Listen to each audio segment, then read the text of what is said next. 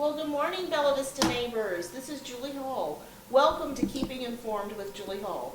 Today I'm at the Bella Vista POA and I'm meeting with our new Chief Operating Officer, Tom Judson. Welcome. Well, thank you. We are very excited to have you in Bella Vista. I appreciate that. Yes. Now let's just start from the beginning. Tell me, where'd you grow up? I was born in New York, but only stayed a couple of years there. Okay. And at age 2, my father, he was an engineer and he was relocated to London, so we spent 5 years there. What a blessing. It was great. I think it was better for my brothers and sisters who were older than me, so we left when I was 7, so Yeah. I only experienced it a little bit. But I've gone back a number of times, seen the old home and so forth. Moved to Southern California, Pasadena area, and so stayed there quite a number of years. Graduated from high school out in Pasadena, and my mother still lives there, and attended the University of San Diego. Got my accounting degree there. Started working for a small regional bank in the accounting department. That's where I met my wife. She was a teller, and she opened up my account. We were married a couple years later in 1990, and I ended up going back to and getting my master's from San Diego State. So master's in business administration with an emphasis in finance. And then eventually I got into the golf business, and then the community management business. Wonderful. Well, tell me a little bit more about your years in your community and management business. I understand it's been 22 years. Well, I've been in the golf industry for 22 years, managing a variety of different golf courses, whether it was as a general manager, as a regional manager, so different levels. I think I once counted it's about 18 to 20 properties that I've either worked at or worked with. One of the properties was in Las Vegas, and it was in a community, and I had to work with that community. It was not a property owners association, but it was kind of my first entree into it. And then I started working in North Carolina for a POA, and I did that for 9 years, and great experience. And I would eventually go, and I got my certification, so I'm a certified manager of community associations. Wonderful. Yeah, and I was looking at that community in North Carolina. It has some similarities. A lot of similarities, in some ways similar, in some way different. Smaller than Bella Vista, but in some ways has a lot of the same, a lot of complexity to it. And so similar, different. But there's definitely a lot of things. The golf, working with the property owners, restaurants and so forth, and trails and so forth. So a lot of similarities. So I know you're big into Ironman. Well, about 5 years ago, I decided I wanted to start getting healthy. So I at Rumbling Ball Resort, where I was at, every year they had a sprint triathlon, a shorter length triathlon. And I had done a few triathlons before I got married, and then had kids and got away from it and so forth.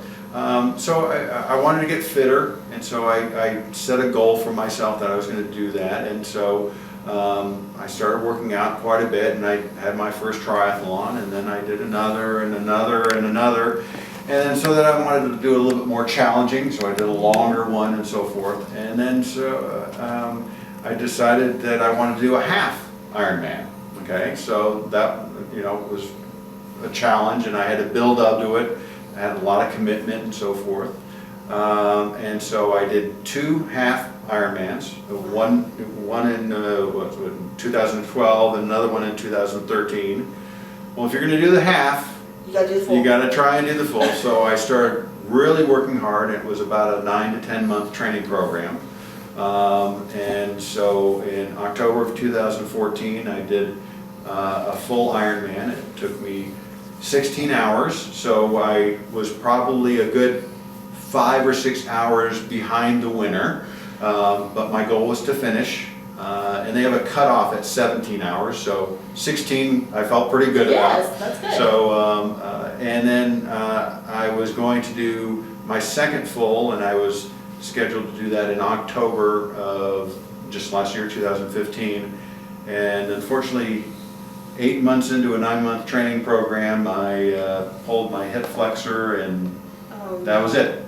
Went to the doctor's office, went through physical therapy, but it's better now. Yeah. But for that critical time frame, couldn't do it. So I don't think I want to continue to work out. I want to continue to stay healthy, but I don't think I'm going to be able to do that because of the time constraints of the new position. Mm-hmm. Well, but you probably are still interested probably in doing some activities on the new trails that's coming in. Absolutely. Do you foresee a way that the POA can partner with the city to help the completion of the trails? It's a little bit early on for me to comment on that. I can tell you this is, I love trail running, I love hiking. My wife Allison and I are already looking at getting some mountain bikes, so we want to participate and do that. So, and it's the way of the future. It is. You know, the future property owners, many of the current property owners, but the future property owners, they're going to want to be able to do these types of things, where 20, 30 years ago it just was not as prevalent, and now it's, you know, very necessary. Oh yes, very everybody important. wants to get out. And it's good, healthy activity, good family activity. It sure is. Tell me a little bit about, how did you pick Bella Vista POA to apply to? How'd you come about that decision? And then how'd you come about the decision to actually take the position? Good question. I saw the job posting in early October, maybe late September, I can't remember.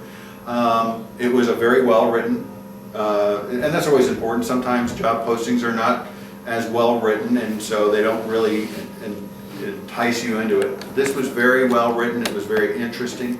I started doing research about the area, so that's what drew me in. And so I sent in my resume, and you never know, you send it in and you never know what's going to happen. They can ignore you completely, or you get a call, and I was fortunate to get a call. To answer the second part of your question, you know, my wife and I are almost empty nesters. We have a senior in high school, and so we're looking at that next stage in our life. And you know, Alice and I had many long conversations about what we wanted to do, and we had a goal to stay in the South. We're not from the South, but we love living in the South, and so that was our goal. And so this offered a lot of what we were looking for, and we were very fortunate.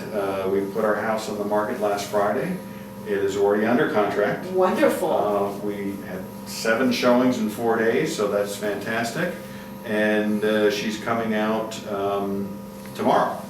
And we're going to start looking, and we're looking only in Bella Vista.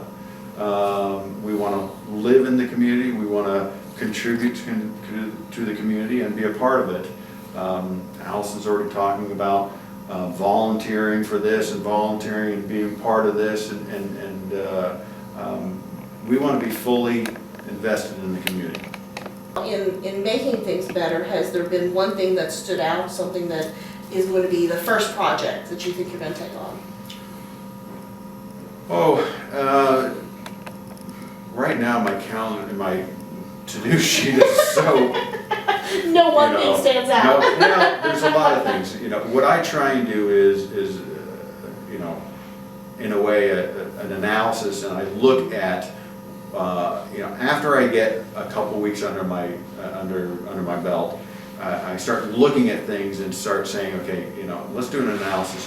What can we get the most impact from early on?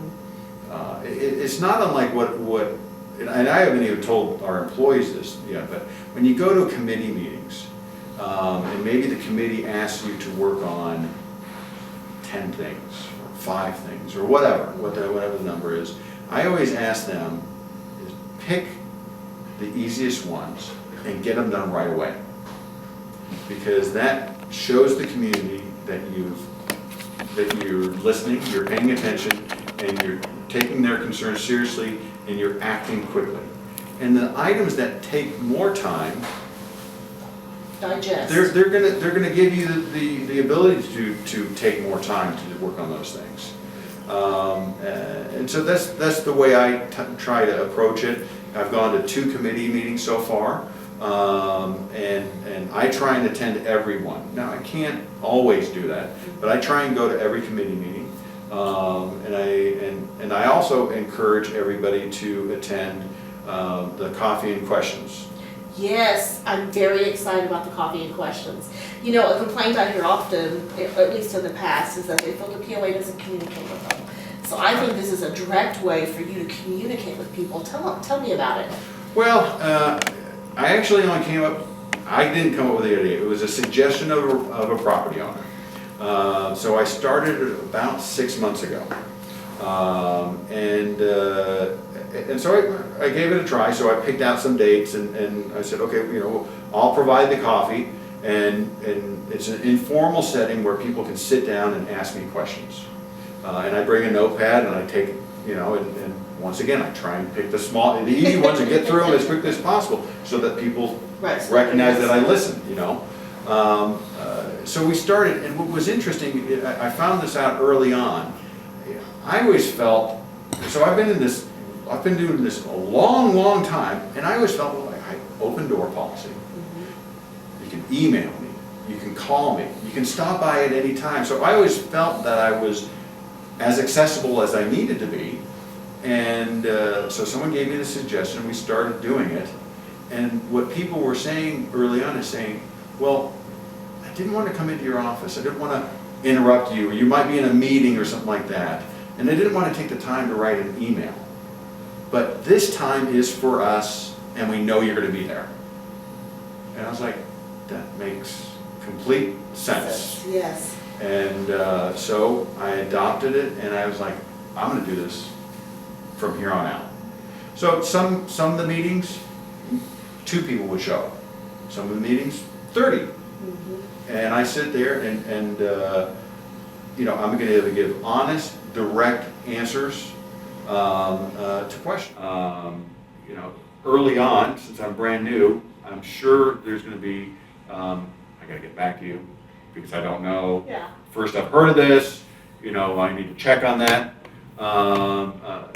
So I'll get down the person's name and number or their email address, and I'll get back to them. Because I'm sure there's going to be some items that I am completely unaware of. But over time, it's just a great way to stay connected. Yes. With the community. You know, I described this to someone the other day as many times when you're doing some things, there's a right way and there's a wrong way to do it. Yeah. But many times when it comes with a community, there's many solutions, so there's really no right or wrong answer. It's really, what does the community want? You know, what is important to the community? And that's a different question. Yes. And so, so that I am acting in the best interest of the community. Yes, acting in the best interest of everyone. Yeah, you try and, you know, how can we positively impact the greatest number? But like I said, you know, sometimes it's easy. There is a right or, you know, it's a safety issue. You must do it this way. Okay, well then, you don't need to ask a lot of people their opinion. There's the answer, you got to do it the right way. But there are some, quite a number, that there is no right or wrong answer. There is only what makes sense for the community. Well, let me ask something that kind of goes along with that. In your past experiences, how have you encouraged the membership to actually use the amenities being offered? And how can that translate, do you think, to here? Well, you know, what I've done, at just about every location I've been able to increase the rounds of golf, increase this, increase that, and it starts to a certain extent with everything that I just described to you. Right. Great customer service, you know, welcoming customer service, doing things the right way, charging the right price for the right service or product. And so when you do all of those things, more people, if they have a great experience playing golf here, They'll come back. and the guy in the pro shop remembers your name, and is friendly and outgoing, and it's a fair price, and you have a great experience on the golf course, you're going to come back. Mm-hmm. You're going to play more rounds. So that's what I've done at everywhere, you know, whether it's renting more boats on the lake, or more weddings at the wedding facility that I had. You know, when you do things the right way, it's kind of an easy formula. The business just comes. The business comes. Now, you got to have good marketing. You got to get the word out. You got to be creative. You got to be willing to offer new services that you previously had never even thought of. And many of the ideas that I've implemented in my career, I didn't come up with. People brought the ideas to me. You just had to listen. You just had to listen. You know, hey, Tom, have you ever thought of that? It's interesting. Let me think about it. Let me look into it. Let me try. Let me experiment. Let's see if it will work. Or I've been out, you know, on vacation, or I go to a restaurant and I see something and I go, hey, and I even have, my family does the same thing. Hey, Dad, have you seen this? That's interesting. So, you know, you kind of create that enthusiasm of let's give it a try, and the willingness to try and experiment, and the acceptance that if you try and experiment, you may fail, but as long as you put your best effort into it, it's okay. It is okay. Because you're pushing the envelope, and you're trying something new, and maybe you learn something from it, and maybe with a couple additional tweaks, it does start to work. Or maybe it didn't work out. So people will come to me and I'll say, well, have you tried this idea? And they go, well, 10 years ago we tried it. Well, maybe the industry has changed, or people's perceptions have changed in 10 years, or maybe when you tried it 10 years ago, maybe you didn't necessarily do it the right way. I don't know. But let's give it a try. You know, so I think that's why, you know, my answers are somewhat vague, but I haven't been here long enough to really give specific answers. But those are the things that have worked for me. I've spent a lot of time with our head pro Andy over the last few days, and I mean, he's got probably 2 or 3 pages full of notepads, writing down just where I've shared ideas. Have you tried this? Have you tried this? Have you tried this? You know, and if half of the ideas, if a quarter of those ideas that I've seen before, if just a few of them work, then that's successful. We'll be a better place. Absolutely. And you got an employee that's willing to try. Yes. And that's all I can ask for. Is he's willing, he's open-minded, he's willing to try, and he's giving me his honest opinion on things. You know, simply because it works somewhere else doesn't necessarily mean it'll work here. Places are, as much as they are the same, they are different. As you know, yes, I was at Rumbling Ball Resort for 9 years. As much as this place is similar, it's very different. Yes. And I fully understand that dynamic. And you're willing to, you know, try, and if it doesn't succeed, that's okay. Yeah, absolutely. I love that passion. Yeah.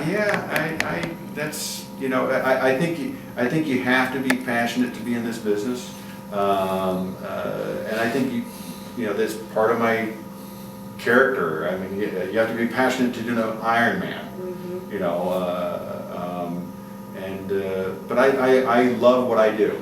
I mean, this is what I'm made to do, if you want. That probably kind of sounds corny, but this position and my previous position matched my skill set. Well, and it's wonderful too, because you know, when you love what you do, you never work a day. Thank you, Grandma. Absolutely, absolutely. Now, if you just, do you have any vision as to where you would like the POA to be in 5 years? Oh, that's a hard question. And I would, you know, I'd probably go with the I'm too new here to really see it. And I've had some conversations with the board regarding that, but I can tell you this is